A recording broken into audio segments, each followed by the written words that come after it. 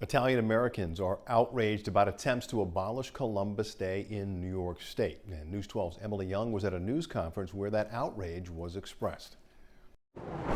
Congressional candidate Mike Lawler says woke, progressive leftists are trying to erase Italian heritage from our history. What many Italian Americans view Columbus Day as is a recognition of Italian heritage and the contributions of Italian Americans to the United States of America and to New York State. We can celebrate Indigenous Peoples Day. Democratic Assemblywoman Marcela Mitaynes, who is Indigenous, formally introduced legislation at the end of September to end the holiday in New York State and replace it with Indigenous Peoples Day. For Indigenous people, Christopher Columbus is a symbol of slavery and genocide of their people. The reason we celebrate Indigenous Peoples Day is to say, if you're going to honor this murderer, this criminal, this perpetuator of slavery, then we are going to celebrate on that day our survival. But Lawler, with support from the Sons of Italy of Blauvelt, says pitting two ethnic groups against each other is not the way to get things done.